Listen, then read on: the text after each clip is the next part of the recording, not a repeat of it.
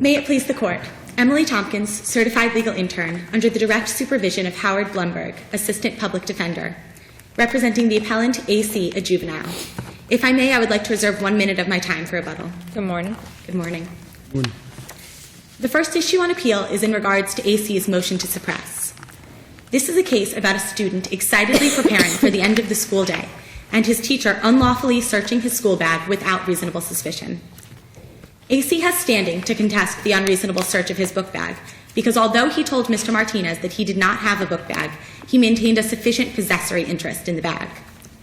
By stating that he did not have a book bag, A.C. was merely denying ownership. However, in Diaz-Fonseca v. State, this court held... What precisely did A.C. say, counsel? On page 15 of the record, Mr. Martinez testified that A.C., all he did was tell me that it wasn't his, that he didn't have a bag. Isn't that, he didn't say that didn't he say that, it's not my bag, period? A.C. didn't testify, but Mr. Martinez's testimony... Yeah, I understand, but it's not his bag. If that's the only testimony, then it doesn't say anything about possession. Well, here a sufficient possessory interest was shown because A.C. was seen carrying the bag in his lap, and he later complied with all of Mr. Martinez's requests to come to the front of the classroom and open the various pockets of the book bag. So we have basically a teacher sees a commotion in the back, hears a dam, sees A.C. put the Ziploc bag inside a bag, and then denying that it's his bag.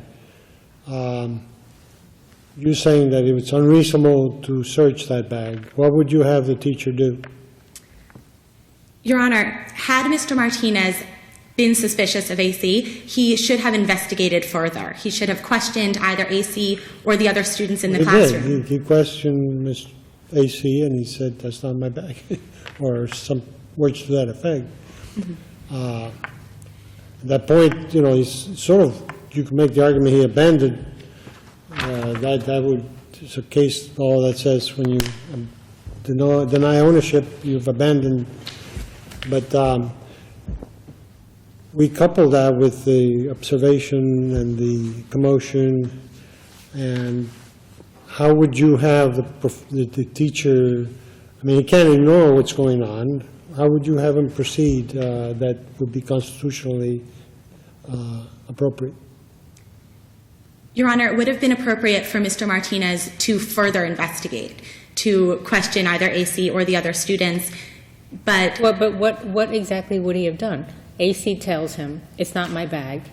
The teacher knows that that's not true because he just saw him with a bag. So he goes and he retrieves the bag. He brings it back to his desk. And A.C. proceeds to follow him. And then he, puts his head down. When he shows him the bag, he puts his head down.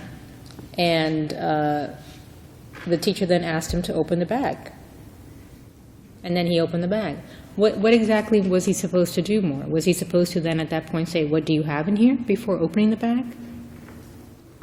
Yes, Your Honor. He should have questioned A.C. rather than just performing a search immediately into A.C.'s bag.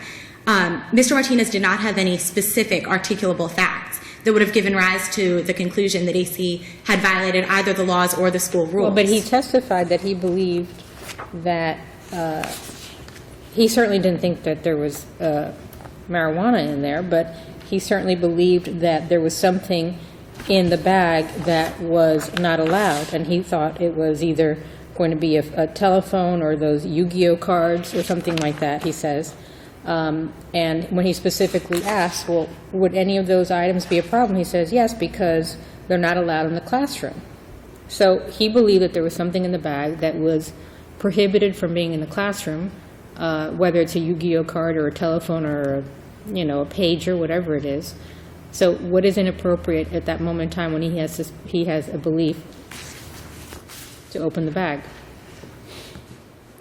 Your Honor, he did not have any specific articulable facts because he was unable to see what was inside the Ziploc bag. He had suspicions of what might have been inside, but courts have held that just having such a hunch is not enough to constitute reasonable suspicion. Counsel, what is your best case to support your argument that there's error in the denial of the motion to dismiss?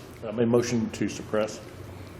Your Honor, the best case would be SVJ versus State, in which an administrator observed a student quickly placing her purse over her shoulder and covering it with her jacket while appearing very startled and nervous. And despite the student's furtive movements... That's all the evidence there was in that case, correct? That's correct, Your Honor.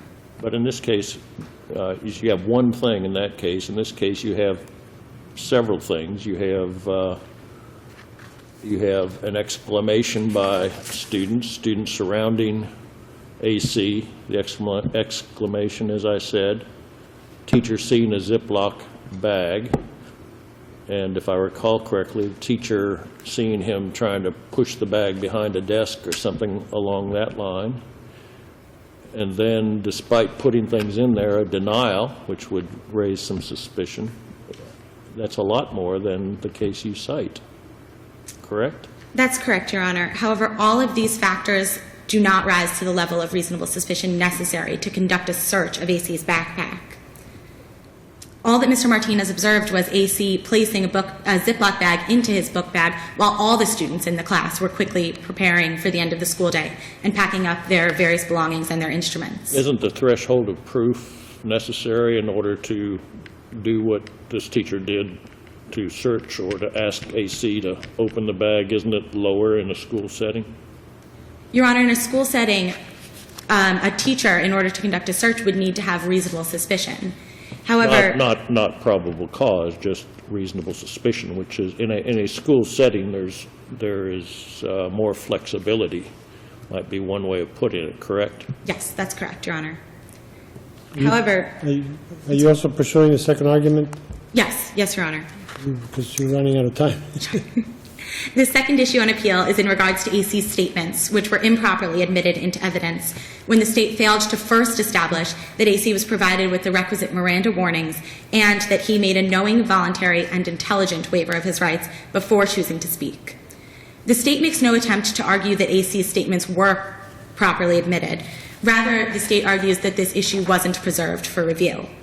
However, in this case, the defense objection of no predicate laid for Miranda is specific enough to put both the court and the state on notice that the defense counsel was objecting to the introduction of AC's statements because of the absence of Miranda warnings in the record. What is the significance of let's say you prevail? What difference does it make in terms of the outcome? Because, I mean, the fact that it was his bag, you're not disputing. In fact, you're asserting it so that you can pursue your suppression. Are you disputing that the substance was marijuana, or? No, Your Honor. So what's the significance? Let's say you prevail on the Miranda. What is the significance of that?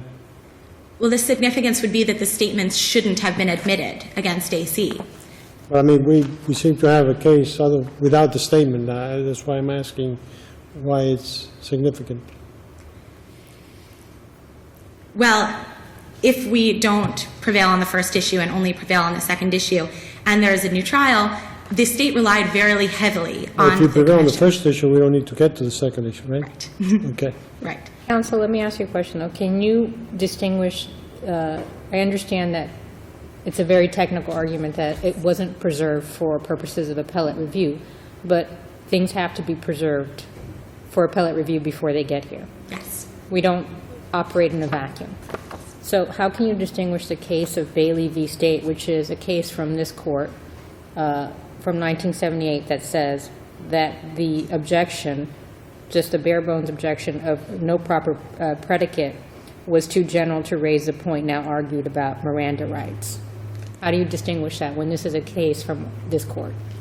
Your Honor, that case is distinguishable from our case because in our case, the objection was more specific. The defense counsel said no predicate laid for Miranda on page 72 of the record. Right, but Miranda has different prongs. So how are you advising the trial court as to what your specific objection is? How is the trial court supposed to know whether, are you objecting to the recitation of the Miranda warnings? Are you objecting to a voluntary, knowing, and intelligent waiver? It has to be more than that based on this Bailey case.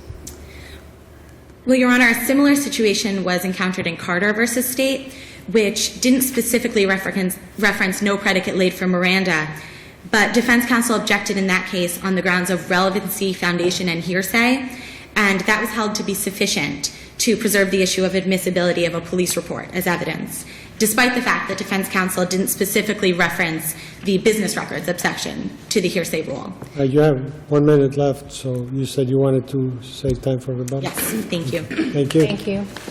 Ms. Tompkins.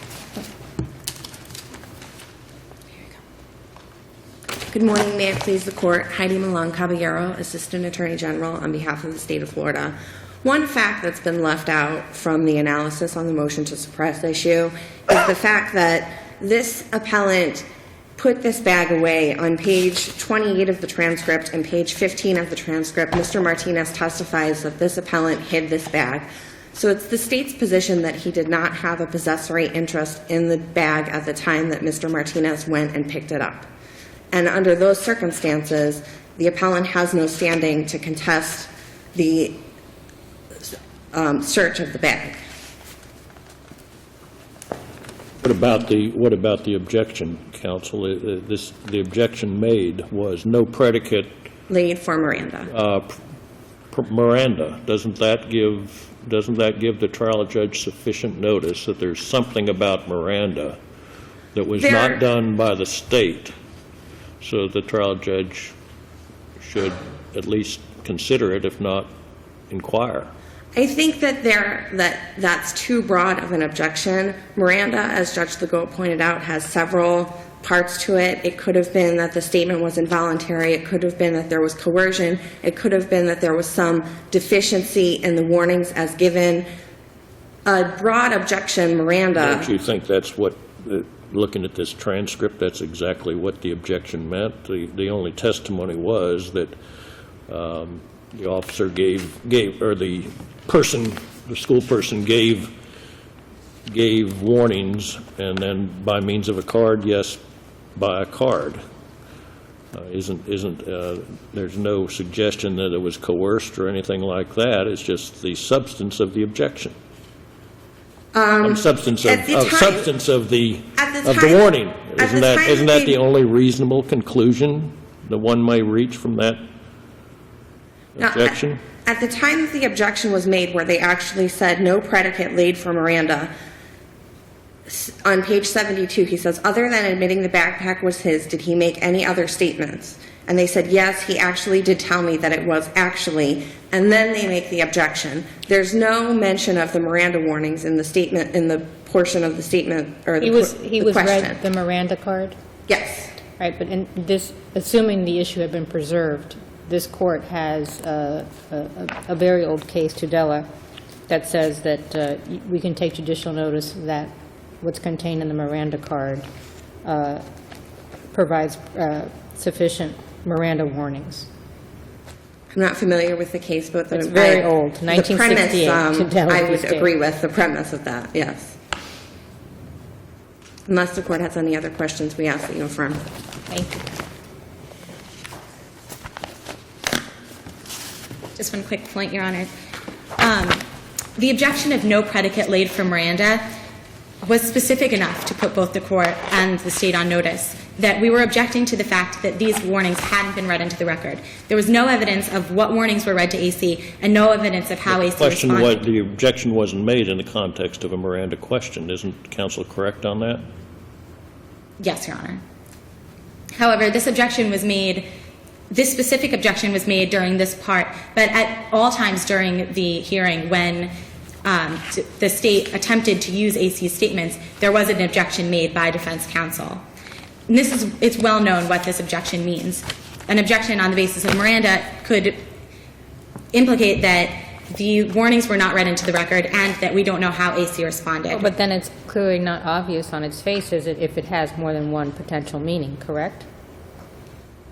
That's correct, Your Honor. However, any of the prongs could have been at issue because we just don't know what AC was read. That's right, and we don't know what the objection is. And as the the purposes of objections at the trial court level is to advise the trial court as to whether or not they're committing reversible error so that they can remedy the situation down below.